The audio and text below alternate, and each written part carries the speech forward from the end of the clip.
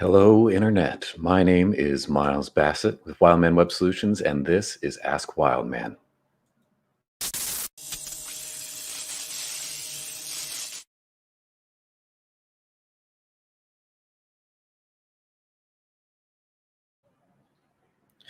All righty, it is June 2nd, Wednesday, 11 o'clock. That means it is time for Ask Wildman, the weekly Q&A, live Q&A produced by Wildman Web Solutions.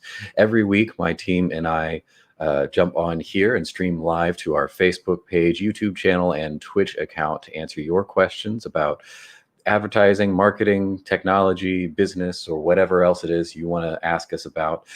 We will do our best to provide some good answers, provide some good resources. We are here to support our community. We started doing this show a little over a year ago now, just to answer some frequently asked questions we were getting at the beginning of the COVID-19 pandemic. Lots of businesses and business owners were either getting online for the first time or all of a sudden really needed to leverage their online presence a whole lot more than they used to. So they started coming to us, the local digital agency, and asking some questions about how to get themselves online, what to do with their websites, with their social media, how to get into e-commerce and start selling their things online. So we started doing this show to answer some of those questions and provide a lot of resources, but it's not the only thing we started doing. We have also put out a ton of other resources at our website. So if you haven't checked it out already, our website is wildmanweb.com. There's tons of free resources that we put out to help our local business community, though I guess anyone anywhere can use this. We're here in Lawrence, Kansas, and we love working locally, but a lot of this stuff pretty much applies to everyone. So feel free to jump over there and check out our website if you haven't already. This is it here, wildmanweb.com. You can scroll through and learn more about us and what we do. Here you can see we've got a free report that you can take. Click on this, all you have to do is fill out a little bit of information about your business, and we'll generate a report of your online presence, including information about your website, your social media, your search score, how the reviews that you have online, everything that we can possibly find, we'll put in one report and send over to you, and you can do with that what you will. In addition to that, you'll see we have a whole resources tab here. We've got our blog. We started putting articles up there all over the place. I know I have a couple that I need to finish up and get published out there, but recently we've got a couple out here on user-generated content. We talked a little bit about that last week. Actually, I think we talked a lot about that last week. If you want to go back to our last week's show, and just recently put up an article on strategies to repurpose your content. That's just a beautiful strategy for small business owners, especially busiest amongst us, to create content and to use it in a number of ways so that you really only have to make one thing, and then you can repurpose that 5, 10, 20 times across different platforms through different mediums and have a more, more cohesive content marketing strategy. So make sure to check back on this blog. We've got articles coming out all the time, lots of great information there. We also have our live stream archives here. That's this show posted every week. I think we're a little behind for updating things here, but if we said something brilliant a couple of weeks ago and you can't remember what it is, then you can jump back here into our live stream archives. You can hit any one of these pages. We are uploading the transcript for these shows as we get to creating those, so you can just search through that as well if that's easier for you. The new one here is our podcast. We are live wherever podcasts can be found. If you want to just listen to this show audio only, then come here to the podcast page. And you can click any of these buttons depending on how you like to listen. There's tons of options here, and we're coming out with more all the time. Finally, our toolkit, our free local business online toolkit. Come here, watch this little video about it, narrated by yours truly. It's just a pile of software to help small businesses, or really businesses of any size, to manage their online presence just a little bit easier.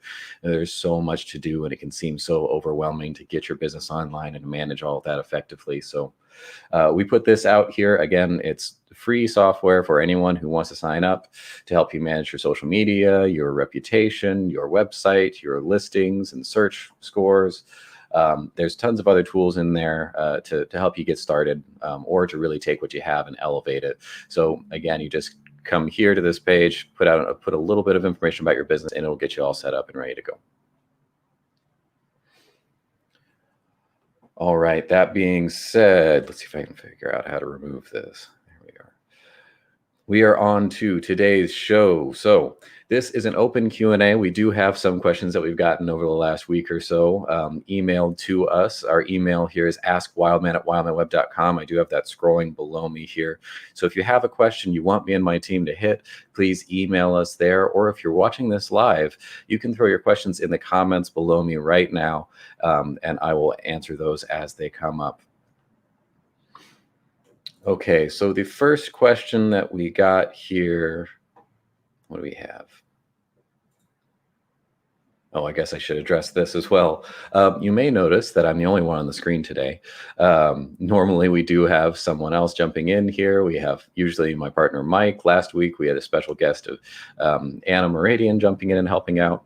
It's just going to be me for today. So Mike is off with his son. He had a very important golf tournament right here, right now. So you just got me today. So might be a little bit of a shorter episode, but I am the tech side of the house here at Wildman Web Solutions. So feel free to send over any questions about technology, about SEO, about websites, custom software, the development process, anything like that. That's really my wheelhouse.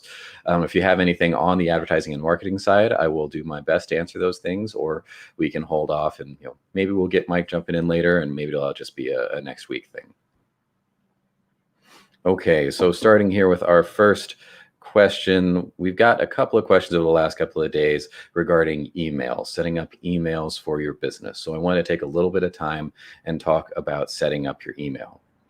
First of all, you will notice that there is a difference between business emails and regular emails. And that's really just where you get the domain email address. That's going to be @yourdomain.com. So for example, you can email me miles@wildmanweb.com instead of miles@gmail or miles@yahoo or something like that. You can use those sort of generic email addresses for your business. I don't see anything wrong with it.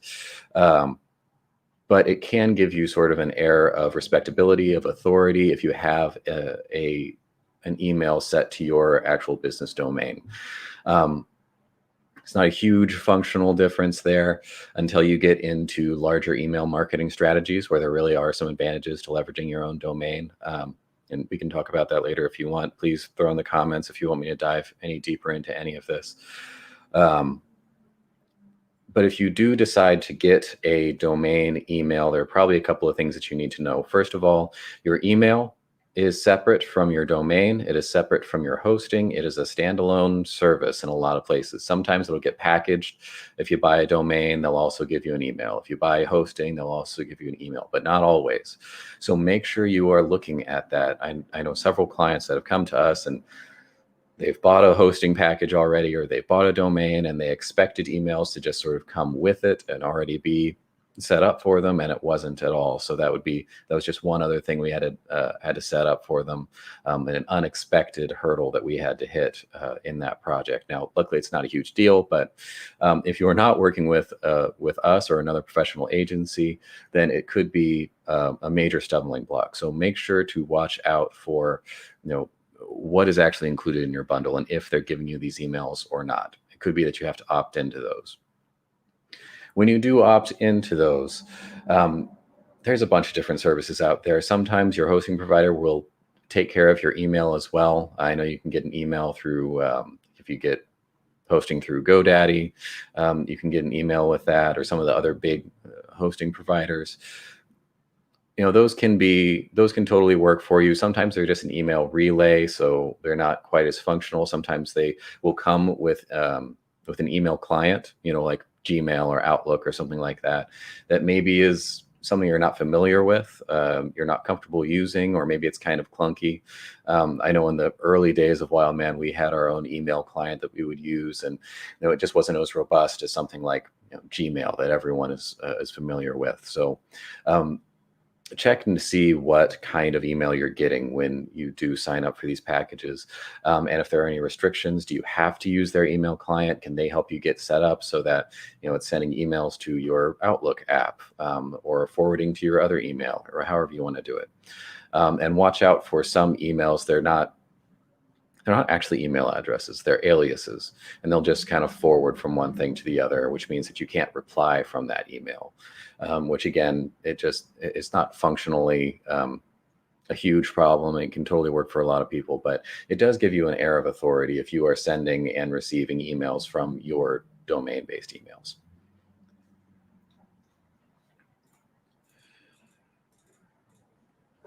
A lot of the email providers out there, they will use email clients, existing email clients. That's really what we do when we're setting someone up for email. We have partnerships with Google and Microsoft so that we can set someone up with a Google Workspace, formerly G Suite email, or with an Office 365 account, where you can get them an email that way. That has a lot of advantages to it, in that you are working within an ecosystem. With Google Workspace, you don't just get the email, you also get the storage space, you get Google Drive, you get all of the other Google apps, or with Office 365, you get all of the other apps with that, like Word and PowerPoint and the whole 365 suite. So there are definitely some advantages to working with one of those larger clients. They're easier to set up. They're probably going to cost a little bit more than some of the email clients that will come with your hosting, but I think it's well worth it in order to get that increased advantage there. And again, it comes with that suite of products around it. So that helps you to manage your content, manage your contacts, and anything that's coming through that email. Which brings me to the other point of emails that we had come up recently. So I'm going to throw this tip out there. Don't use your email for everything. I've seen way too many people, way too many business owners that run their business out of their email inbox. That's great for a little while, but ask yourself this question: what would happen if you lost your email tomorrow? You don't control your emails. That's living on an email server somewhere else. And even if you're using one of the large providers, something can happen. Anything can happen. Something outside of your control, and that's just gone. So if you find yourself living in your email inbox, you manage all of your contacts through there. Some people will actually do like file storage in there. They will keep documents and images and other media in their email inbox, and they'll just search for that email and then go in and grab that document whenever they need it. That's going to be fine 90% of the time, but for the 10% of the time that it's not, that can just be a devastating day if you were to, say, lose all of your contacts. You've lost all of your contacts for your business. Or if you are using it for file storage, you've now lost access to that document. So I'm going to say right here and recommend that you use some sort of third-party service outside of your email. I don't care what that is. There's a number of different solutions out there for contact management, for file storage. Lots of them will actually work pretty well with your email. And if you are using one of those larger providers like Google or Microsoft, then you can utilize some other tools within that environment to give you a more reliable storage, and also just a more usable storage. Like the number of times I've seen people struggling to search back weeks, months, years in their email inbox to find some document or to find some contact or something. It's impractical at a certain point. So if you're still there, you're still living in your email inbox, and you're using your inbox to run your business, then now is the time to make that change. Switch out of that. Get a CRM, get a contact management tool. There are even free ones out there. If you want some specific recommendations, reach out and we will happily provide some there. But yeah, you can't run your business off your inbox, off your email inbox. It's too much of a risk. Let's see. I think that was all the questions we had on just emails here. But if you have some other questions, you want me to dive a little bit deeper into any of that, please throw your questions in the comments or email us at askwildman@wildmanweb.com. And we'll get to those. We'll either email you back or hit your question next week, as we do this every week, Wednesdays at 11. right, the next topic I wanted to hit here was on custom software development. You may have noticed, if hopefully you've gone to our website, wildmanweb.com, under services, we do have a service called custom software development. We had someone ask recently, what that was. What does that mean? Because it is kind of broad, and intentionally so. Most of the products and services that we offer as a digital marketing company are, in some sense of the word, outward facing. They are built to get your company in front of your audience, in front of your clients, in front of your customer base in one way or another. And this is the one that really doesn't. Whether we're running a Facebook ad campaign, or doing some search engine optimization to get someone found, or setting up some listings, or building a website, all of those things are built to get a company in front of people online, to extend their online presence, to get them found, to make it easier for their audience to interact with them online. A number of different ways to engage with a business online, but all of it is very customer facing. Custom software development is the one thing that we do that is purely internal. So I want to talk about it a little bit, where this isn't something that your customers are ever going to see. It's not something that most likely any of your audience is really going to know that you're actually doing.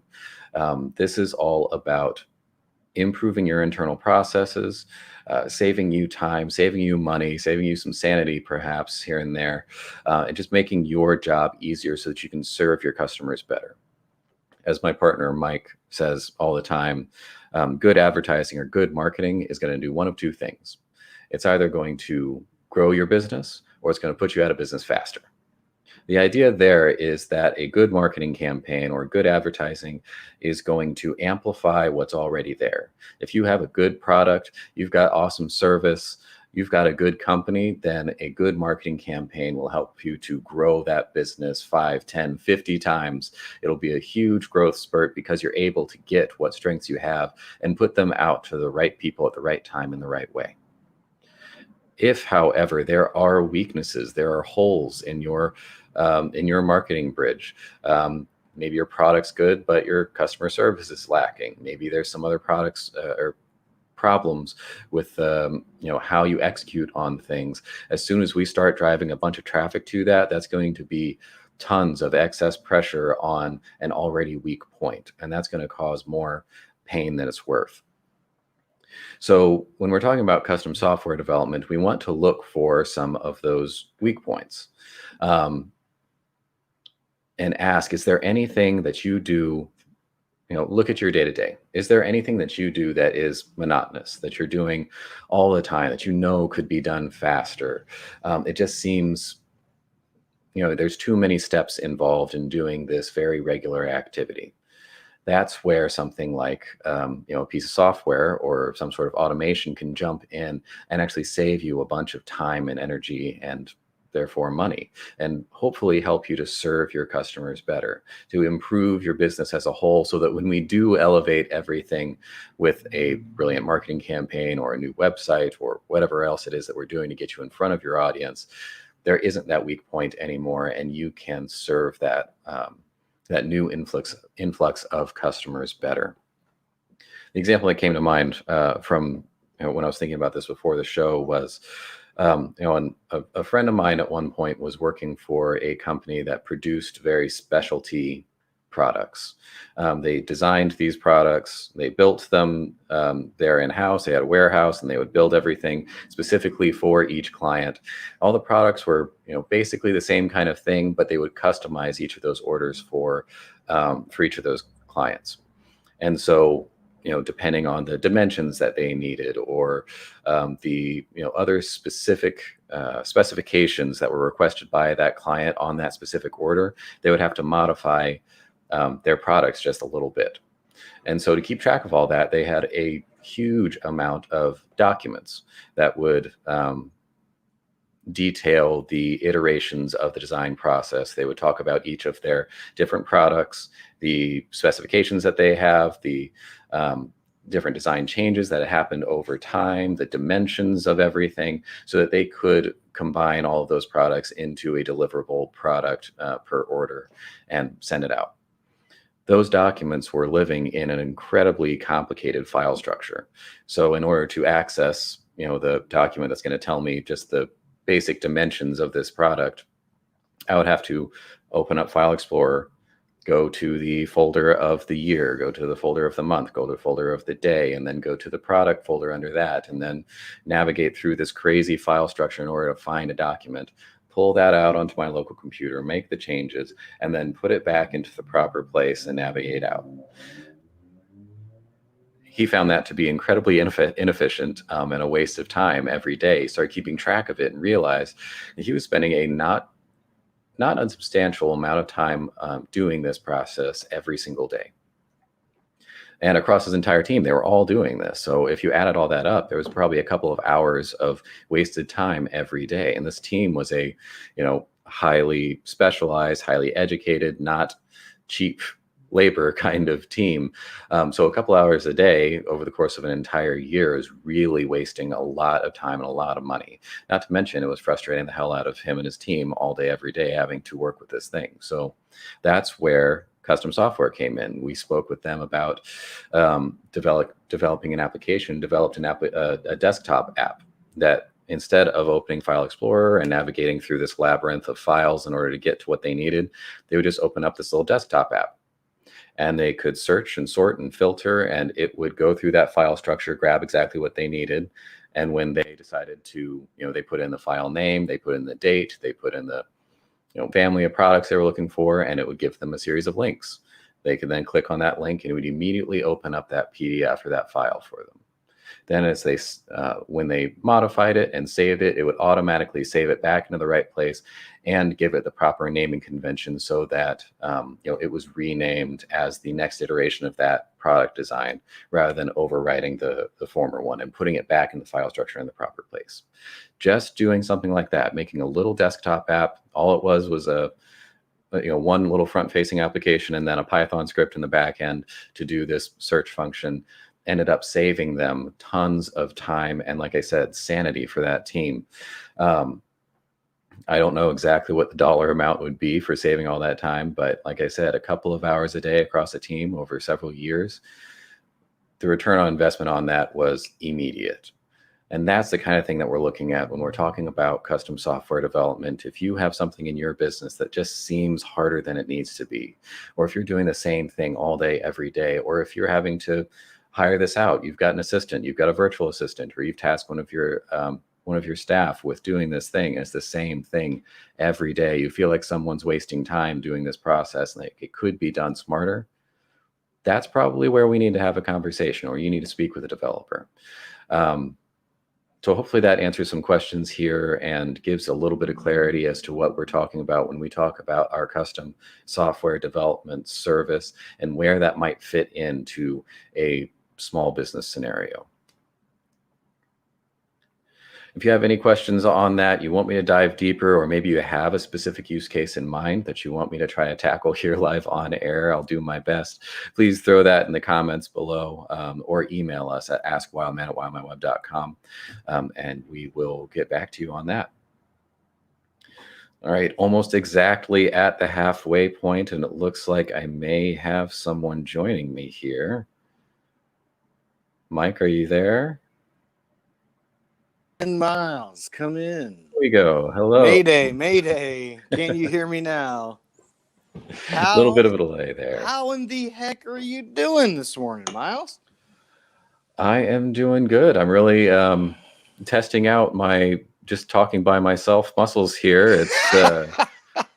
It's pretty weak. It's pretty weak sauce over here. It's harder than you think, huh? Yeah, I remember the first time I tried to do a solo live radio show for a whole hour by myself, and afterwards I was like, I think next time I'm gonna get some freaking guests. It gets exhaustive to talk that long by yourself, even for people like us who love to talk, Pardon my tardiness, sir. That is okay. I'm happy to have you joining me here. How was the golf?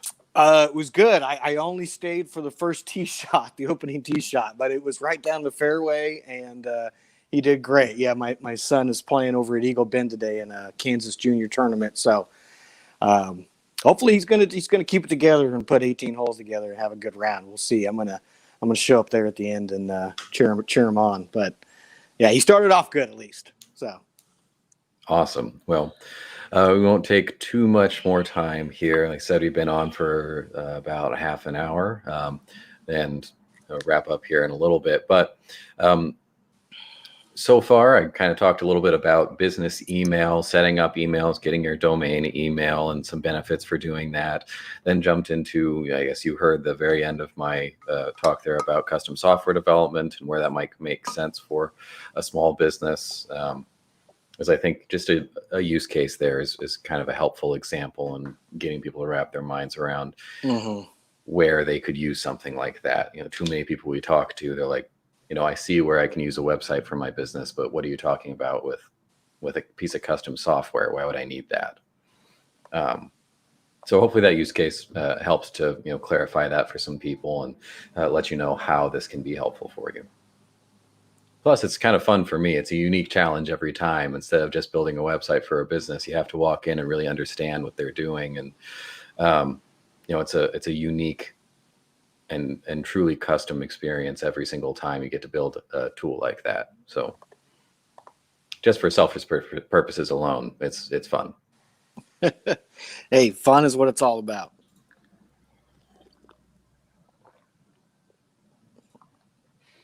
Okay, so we don't have any questions coming in the comments right now. I think I kind of covered the ones in the email inbox here. Have you gotten anything on your side? Well, yeah, but I kind of just wanted to back out here for a minute and talk about something from 30,000 feet that it's something we talk about a lot. We've talked about in the recent past, I guess, with the pandemic and everything. But I've been getting a new set of questions around this same kind of subject with a whole new set of problems coming about. So I thought maybe we could address this a little bit and see if you have any thoughts, and hopefully it's something that's just going to be a temporary problem for a lot of small businesses. But I'm talking about automation, first of all, as the solution of the subject. And the problem I'm talking about is how a lot of industries, especially the restaurant industry, the event industry, the retail industry, basically anything that's face-to-face, it's been great that people are, we're in the waning days of this incredibly disastrous global pandemic, but people are feeling more confident as vaccine spreads and cases go down, to go out and do more in-person shopping, more in-person events, more in-person dining, et cetera, which is great for all these businesses who have been just catastrophically affected by all the lockdowns and COVID and everything else.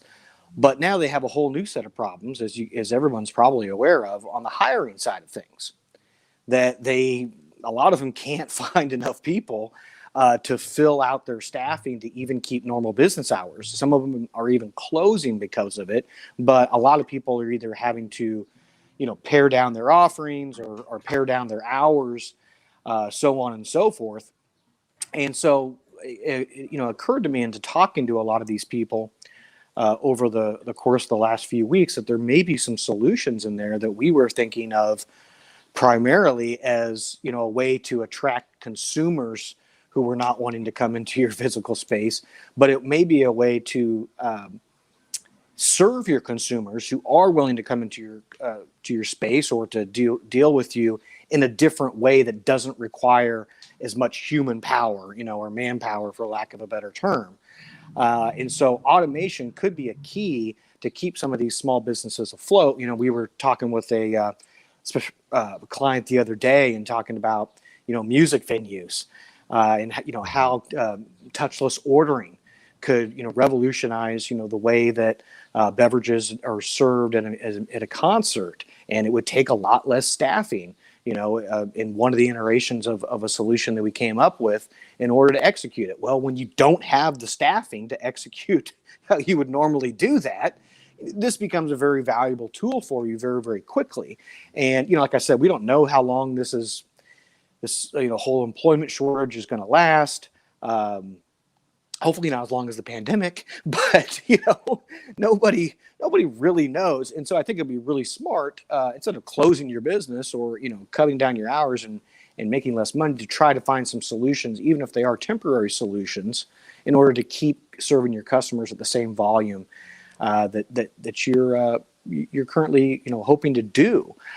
So Miles, I wanted to get your thoughts on that, and then just kind of a side note, half joking but half serious here, because we do kind of joke about this sometimes, but it is sort of a serious subject as well. It's a little bit ironic that we always thought in the doomsday scenario that the robots would be coming in to replace the humans, begrudgingly against the humans' will. But now it seems like the humans may be replaced for things that they don't even want to do, and the robots are coming in to save the other humans that need the workforce power. So a little bit of interesting twist here to this ever evolving saga of technology melding with the economy. So what are your thoughts on that, Miles? Well, your second point of half doomsday movie and half joke there was actually kind of where I was going to come into this and add, I don't know, a frame around this or a caveat, or I'm not entirely sure how to classify this, because some of these things could be some really great short-term solutions for people looking to hire, or who just don't have the manpower to do the things that they need to do to run their business. But in general, automation doesn't have to be a replacement. Mm-hmm. I think too many times people think about automation, they hear the word automation, they think, oh, we're replacing people, we're replacing roles, or the final concerning thought there of, oh no, I'm being replaced. Mm-hmm. And I don't think that while that can be the case, and I won't deny it, that is the case some places, that doesn't have to be the way that we frame in automation. It can replace something, it can also augment, and it can also free. So it can augment your ability to serve customers and to run your business. It can make you more effective at what you're doing rather than replacing the person that's doing something. It just makes them able to do more and to do their job better, or to do something faster, or to do something more effective. I was talking earlier about a piece of software that just allowed these engineers to work more effectively and to do more of what they're actually hired to do, because they weren't hired to sit there for 20 minutes a day navigating a boring file structure. They were hired Mm-hmm. to design things and to build these products. So it's not that they were being replaced by this little piece of automation, but rather it was augmenting their ability to do their actual job.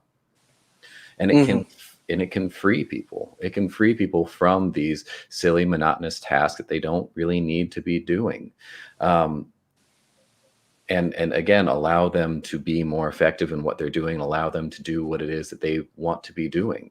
And speaking as a business owner, I really value my staff, and we've got some really talented, really awesome people that we work with. And I want them to do the things that they love. I want them to do the things that they're good at and not be bogged down by all these extra little bits that no one really wants to do. So as the robots come in and take over, hopefully they're taking over in a way that is allowing us to explore our talents, and be more effective in our workplaces rather than just replacing people. So I just wanted to add that frame around this conversation as we do talk about automation. Maybe it does have a particular meaning here in this context when we are in a labor shortage and we have small businesses that are struggling to get things done and to run their business. This could be a Band-Aid to slap on there, but in the long run and outside of this context, automation is a huge variable that's not going away. It's really just going to grow and impact our lives more and more, especially as business owners here. And we've got to make sure to throw it within that proper framing and understand it as something that can augment and free our employees rather than just replace humans. Yeah, great point there, Miles. Yeah, I think a lot of times that is a big misconception. And yeah, really the fundamental purpose of automation is to increase productivity with the human power that you already have. it's not necessarily to replace that human power. It's to make it 3 times more productive, efficient, and therefore valuable, um, to the company. So that's a great point. I'm glad you threw that in there. And when we're talking about certain elements of automation, or having some sort of AI powered tool jump in and help out your business, I know we've talked about chatbots before. That can be a really powerful online tool where we can leverage this really smart piece of software to help us and run our business and communicate more effectively to our customers. But we are not trying to replace that human interaction. In fact, we're trying to accelerate the process of getting our customers to actually talk to a human being and get them to our staff and our people in a more effective way, so that when they land there, we've got all the information we need to have a really meaningful conversation with them, instead of just having them chat with a robot all day, get frustrated, and leave. So there are some things where human interaction is not going anywhere, and the actual natural skills of a human being are invaluable. But these little pieces of technology, these automations, these sort of AI powered tools that are coming into the marketplace can help us to augment those capabilities and get more human interaction out of our existing staff and into the hands of our potential audience. So I guess that's the important point that I want to make here, and it ties perfectly into my conversation about custom software development. We're just trying to use these tools to empower you and your staff to do what it is that you do best, to run your business, rather than focus on these boring little tasks that no one really wants to do, but absolutely have to happen. And that could be managing your online presence, posting things to social media. That could be, navigating a complex file structure, or that could be managing your contacts and having a custom CRM. Whatever that thing is, technology can jump in there and augment your ability to do those tasks. It's not replacing anything. It's just making you better at your job. But in the context of restaurants and music venues, we were talking about contactless ordering. There are lots of really smart things that businesses are thinking outside of the box and using some of these technologies to exist within the current situation, and whether that's dealing with the pandemic, making people feel more comfortable and safe in their business environment, or dealing with a lack of people in their business, a lack of employees, or a labor shortage. Thinking outside of the box and leveraging some of these tools has been really interesting. It has been very interesting to watch how some of these businesses tackle those things, and to help many of them to leverage technology to tackle those things.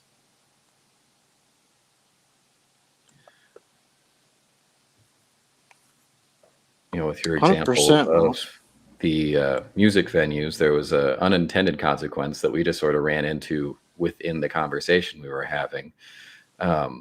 We were talking about contactless ordering, obviously for COVID reasons, and also trying to minimize how much staff was actually needed to run this, and minimize costs and everything. But also we realized how annoying is it when you're at a show, there's loud music everywhere, you're going up to the bar and you have to scream at this poor bartender about what drinks you want. Instantiating a system for contactless ordering allows you to submit your order on your phone and then just show your order to the bartender, and they know what it is that you have, what you've ordered. And it ends up skipping this annoying feature of the business that we've all just kind of learned to deal with up until this point. And so unintentionally, we've tackled a problem we didn't even know we had while addressing some of these more situational issues. So that's kind of a fun thing that can arise out of these solutions as well. 100%, yeah. Well, I have a couple updates here from the news desk, Miles, if you'd like me to get into that before we wrap up the program. Please. Okay. Well, a couple of at least exciting to me things, and one really fun thing. Our Google, our good friends over there at Alphabet Inc., been making a lot of news lately. But we're going to focus in on the ad side of things here. So, we've talked a lot about Facebook and to a lesser extent Google over the past few months, especially in Q1, now in Q2, that we had the new iOS update and what that means for third-party tracking and basically the state of digital advertising. And not to rehash all the conversations we've been having, but long story short, the entire landscape is changing. That doesn't mean it's going away or becoming impossible to do. It's just you're going to have to, not do what you did before and adapt and evolve to the changing landscape as always happens in these types of things. And so the latest news out of Google, I'm not going to get too much into the nerdy marketing stuff because you guys probably don't care about all the nuts and bolts. So I'll try to keep this pretty top line. But basically, they're going to make it easier for us to make some money on Google. So that's really good news, especially if you're in e-commerce or anything sales, driven related on your website or your mobile app. You're going to be able to tap into Google Ads in a way that you really haven't been able to do before, and you're going to be able to leverage some of their partner data, and they're also going to be doing some integrations across platforms like WooCommerce and Square, and some other big platforms as well. And so people can it's basically going to be a workaround to the problem that we've been talking about with third-party data after Google made their latest updates. So Google announces several expansions to Google Ads and its e-commerce platform. This just the other day, the tech giant emphasizes that marketers will have increased access to many Google ad tools, including targeting model, consumer match, automated program, smart bidding, and performance tracking platform Performance Max. YouTube and display ads will also be integrated into these platforms to enhance data-driven measurement.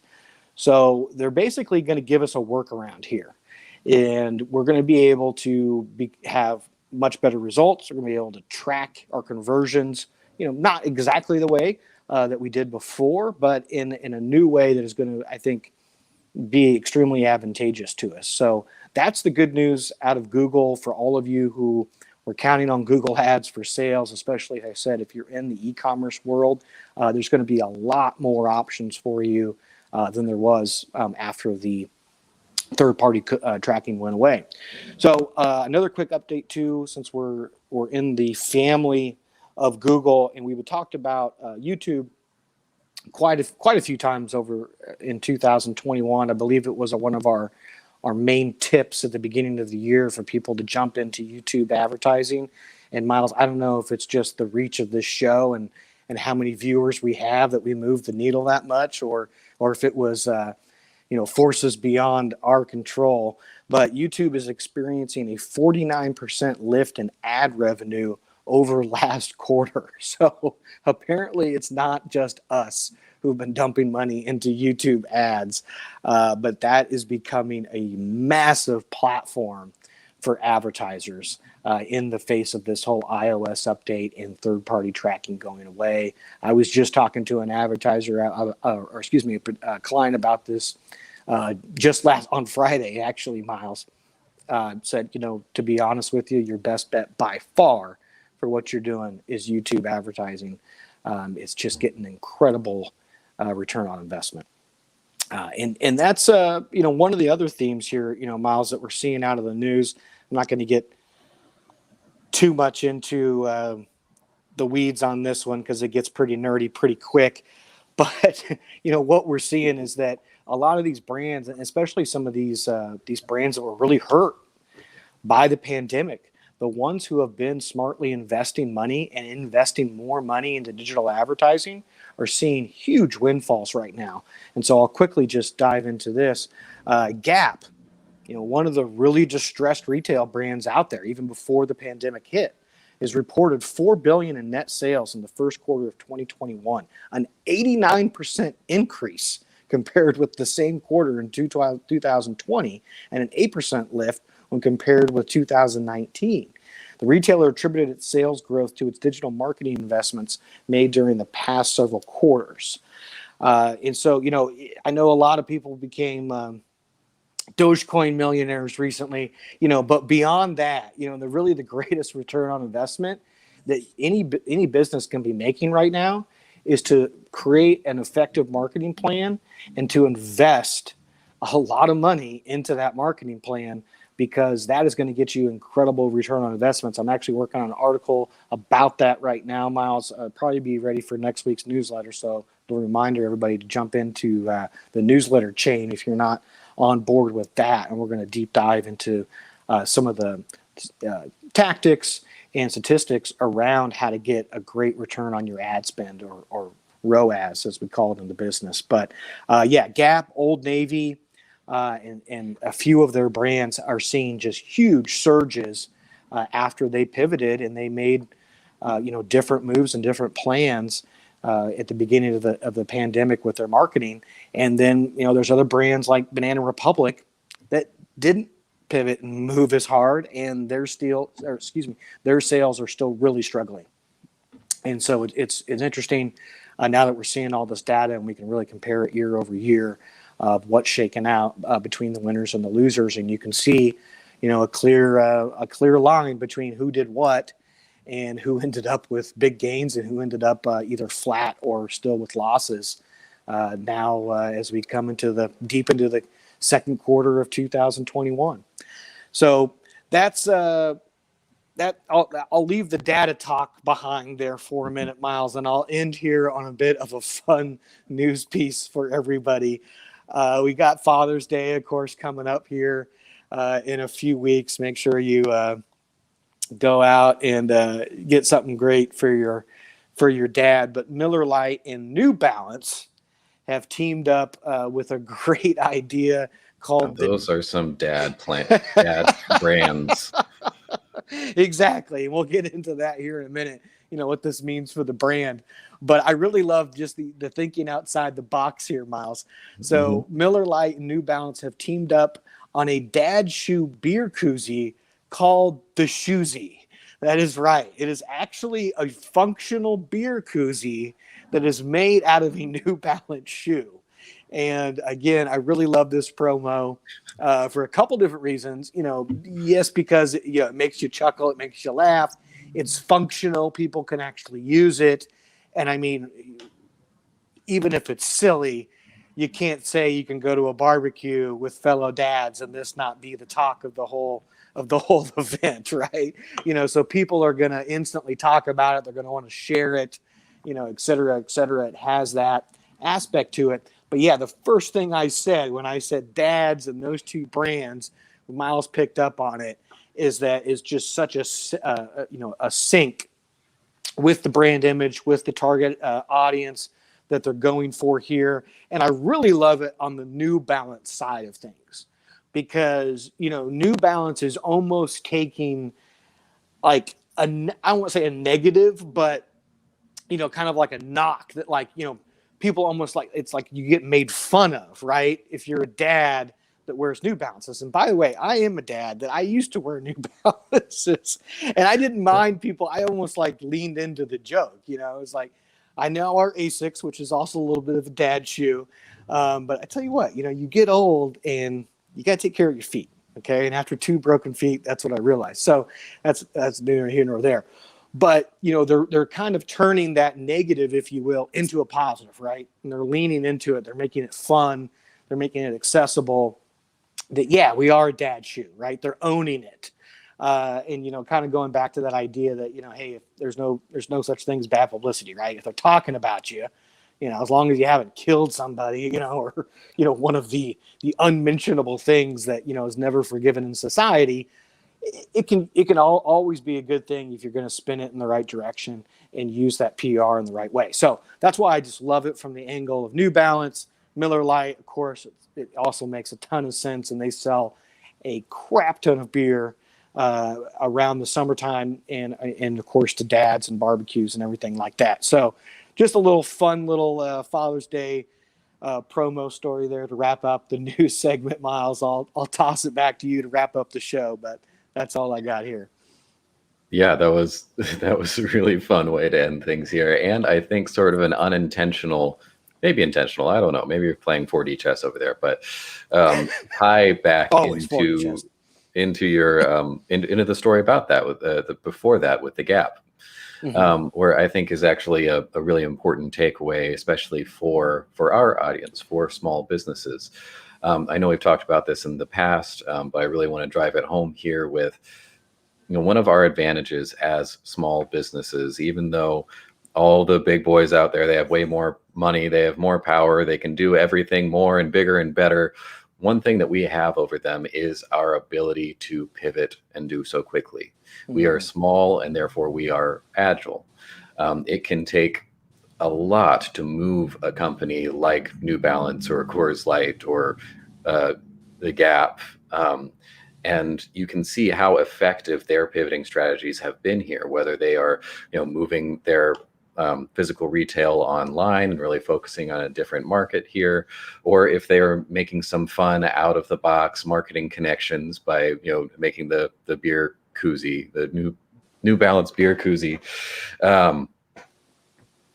They're just demonstrating the power of a pivot there. And that's something that we as small businesses can do better than anyone. And so keeping your ear to the ground, listening to what's actually happening, paying attention to your audience and to the environment around you, and staying agile, being okay with taking some chances, making a few directional changes, trying some stuff, and leveraging that incredible superpower you have as a small business and your ability to modify yourself and to move around the market, I think especially now is going to be an incredibly powerful strategy for businesses of all sizes, but particularly our audience, small businesses, to use. Those two stories are just perfect examples of what can be done. An incredible marketing strategy, or what do you say, like 89% growth year over year? Like, Right. that is just a ridiculous percentage that I think any of us would be pretty happy to get. So I just wanted to draw that through line through both of those stories, and again drive home the point that we as small businesses, we can do something that they can't. We are agile, so stay on your toes. Hear, hear. All right. Well, we are coming up on an hour here. Thank you, Mike, for jumping in here at the last for the last little bit. Hopefully, we presented some good information there. If you have any questions, like I said, please email us, askwildman@wildmanweb.com, and we will hit those topics next week, next Wednesday at 11, where we will be back here live streaming to Facebook, YouTube, and Twitch. So pick your poison there, or if you're catching this later, you're not watching us, please email us and we'll get to you there. 100%. But with that, I think we'll wrap up for the day and see y'all next week. Thanks, Mike.